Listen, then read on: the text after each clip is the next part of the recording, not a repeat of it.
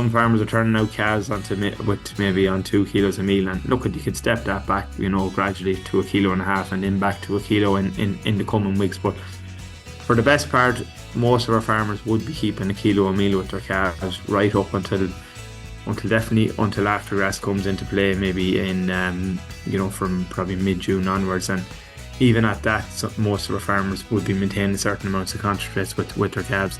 Hello and welcome to the Beef Edge, the Teagasc beef podcast, for all your latest news, information and advice for Irish beef farmers. I'm Catherine Egan, and on this week's episode, I'm joined by DairyBeef 500 advisor Tommy Cox to get an update on the farms, management tips in the coming weeks and discuss the weaning process. Tommy, you're very welcome. Things have changed a lot on farms in the past 2 or 3 weeks weather-wise. What's the current situation on DairyBeef 500 programme farms? Yeah, look, thankfully, Catherine, the weather has gradually increased or improved on farms.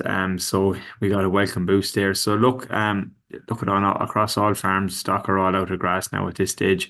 The coming forecast for rain, I suppose farmers have been anxious to get as much fertilizer out as possible to maintain grass growth. Currently, especially, I suppose, up the west coast, there's quite a cover of grass there at the moment, where farmers would have very, very little grazing done for the best parts. Down the eastern coast and down the south, and that there would be quite a bit of grazing done earlier in the grazing season, and probably that has resulted in slow enough regrowth of grass, and that would be a tighter situation down that part of the country. And obviously some of those paddocks might not be grazed in this rotation on some of them farms in the west that you mentioned. What would you be recommending to those farmers? Yeah, so look, what a lot of the farmers will be doing in the coming weeks, be keeping a close eye on their grass, to be walking the farm regularly, and where surpluses arise, look, they will be taken out promptly to allow regrowth to come, because they're not going to get ahead of it. Like the demand probably, is calves only starting to be turned out on a lot of farms now in the coming weeks, and their demand is going to be very slow. So like the demand for the next month or 6 weeks isn't going to be massive. So farmers will be looking to take out them paddocks and get good grass back into the system early. What are farmers in the programme planning in relation to silage in the coming weeks? At this stage, look, at the fertilizer is out for first coat silage. Different farmers had different situations, where farmers were lucky enough to have a light enough cover and have got slurry out earlier in the spring. They went with 60-70 units of nitrogen in the past number of weeks there, just to get the crop growing and get the crop up and running. Look, the plan, the date, the cutting date still doesn't really change, Catherine. These farmers, dairy calf to beef systems, quality silage is a must. So, if all farmers in the programme wouldn't be targeting, having all their first cut done by, the 25th of May at the latest. Some farmers would be targeting earlier than that, and especially farmers where there was a cover of grass, to be targeting maybe from the 15th to the 20th. So, what farmers have done, if covers are bare, gone out with their slurry, and the smaller are reduced to nitrogen, where there was a cover of grass there where farmers mightn't have got to it, they went with around 60 units of nitrogen, and they plan to cut that around the 15th of May. That's great, Tommy. And you mentioned their calves are being turned out in the last number of weeks. What are the targets that you're looking for on farms up to weaning, so before these calves are turned out? The weight target, look, I suppose that 90 to 100 kilos is your target weight at weaning, but I suppose what's far more important is that a calf is eating adequate amounts of concentrates prior to weaning. That's where some farmers maybe, they fall short, where they might do an excellent job rearing the calf, on the milk replacer side. But, the real skill, I suppose, is making that transition to the solid feed as smooth as possible, without setting back the calf. So, look, ideally before weaning, you want that calf on at least 1.5 to 2 kilos a meal, for 3 or 4 days at a minimum. If the calf is on that level of concentrates for a week, it's an ideal situation, because what you have is what you're doing there with that grain and that concentrates, you're developing the calf's rumen. And so when that calf gets to grass, there's going to be no real setback in that calf. He's going to go out. You're keeping the concentrates in, to keeping the fibre in the calf, but you're setting that calf's rumen up that he'll be able to graze grass right throughout the summer and be able to utilise that grazed grass, which is more important. And can you describe the weaning process from milk on the farms? Every farm is probably different. With some farmers maybe that's using automatic feeders, and them automatic feeders, wean the calves back themselves automatically. But farmers in that's conventional feeding systems, some farmers are moving back to once a day from 4 to 5 weeks of age, or 4 to 5 weeks after the calf arriving on the farm, moving back to 3 liters once a day, and then gradually stepping back to milk as the concentrate intake increases. Other farmers, they're staying on twice a day, but they've reduced the volume of milk from a calf, from 6, 7 weeks of age right up until around 10, 11 weeks of age when the calf is weaned, and on adequate levels of colostrum. But a lot of different systems, but the big thing is, I suppose, that the calf is on adequate concentrates before weaning. And how much concentrate will be fed to calves at grass, and for how long will that be fed? Again, look, at every farm is different. Look, at it depends on the farmer and how good a grassland manager he or she is. But look, what we will be recommending is maintaining concentrates definitely for the first 6, 7 weeks post turnout, to prevent any growth checks. The weather still, it's still, slightly unsettled, so the grass dry matter is relatively low. So calves would have to consume a high level of grass to meet their demand. So that solid feed and that concentrates maintaining that there. So some farmers are turning out calves with maybe on 2 kilos of meal, and look, you can step that back, gradually to 1.5 kilos, and then back to 1 kilo in the coming weeks. But for the best part, most of our farmers would be keeping 1 kilo of meal with their calves right up until after grass comes into play, maybe from probably mid-June onwards. And even at that, most of our farmers would be maintaining certain amounts of concentrates with their calves.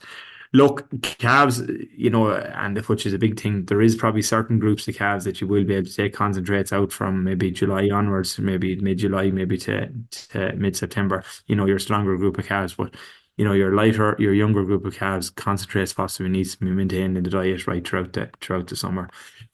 Hay or straw as well, or preferably straw if it's available, depending on the location. It's no harm to leave a bit of that, or to leave access to that. The calves have access to hay or straw, because that bit of fibre in the diet, again, with the weather conditions, and maybe you'll have a high mineralization of nitrogen.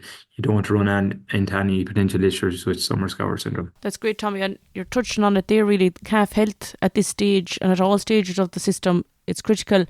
What are the key issues that farmers should be watching out for in the coming weeks? First thing, I suppose, I mentioned the touch on it there, is the successful transition. A calf gets out, that it gets utilised in grazed grass, but there's no issues. That the rumen is fully ready to utilise, and the calf can perform in this grazed grass. So, look at grass. Where we've seen farmers run into issues with summer scour syndrome before, where they probably were eating the tips of grass, or there was high nitrogen content in grass. That should be avoided. Ideally, calves, if you can strip graze them so they can eat out right to the base of the grass plant. The tip of the grass plant will be high enough in nitrogen, but as the calf grazes down, to be adequate fibre there to prevent any issues with summer scour syndrome. As it says, keeping the concentrates and keeping the access to the straw will ensure or prevent any issues like that, such arising. Coccidiosis, some farmers, it's farm specific as well. Some farmers may have had an issue with it and treat it in the shed, and that immunity is there in the shed. For other farmers, a fortnight, 3 weeks post turnout, some issues start to develop on farm, so treatment may be required to allow the calf then to build up natural immunity themselves. And then obviously, if your parasites with stomach and gut worms being the main one that will come to the fore relatively quick with calves, especially, and the reality of it is on most farms, the paddock beside the shed or the paddock close to the yard is the first paddock for calves to go on. That farm can have a high parasite burden, so farmers need to be particularly mindful of that, a couple of weeks post turn, or 3 to 4 weeks post turn. I suppose a lot of cases, weanlings were 30 to 40 kilos behind target at housing last autumn. What's the management plan for those yearlings going to grass that are at grass at the moment? Yeah, look, there were, and they came in early and probably went out later than we'd have anticipated and would have desired. But look, the plan is to keep the quality of grass in front and keep the rotation length of 2 to 3 days. Keep the grass covers as desirable as possible. Anywhere 1,300-1,400 kilos of dry matter. and keep that quality grass and try and get as much compensatory growth on that quality grass as much as possible. And in the latter parts of the summer, they're not going to be introducing concentrates or anything like that. You're looking for, I suppose one of the big wins and one of the big areas where farmers make money in a dairy calf to beef system is that second summer at grass and getting as much cheap weight gain as possible. So maintaining the quality of grass, maintaining the correct covers and keeping adequate grass, and obviously back to your parasites, keeping your animals healthy. That's what we'll be looking to do, and then later in the summer, farmers will be weighing and monitoring their stock. And that's when you might be introducing concentrates, from July, August onwards to animals that you'll be looking to finish off grass. And given the weather this spring, some farmers have decided to keep in heavier stock and intend to finish them indoors in the coming months. What would the advice be for those farmers? Yeah, look, I suppose that stock that's indoors, it's dependent on the system. Steers, it can be different, where it can be more difficult to put on weight onto them. But again, silage stocks is well depleted on a lot of farms. Silage stocks is well depleted. So if you're feeding only adequate qualities or average quality silage, you will need to up the concentrate levels to ensure them animals remain performing. And that's an important aspect of it.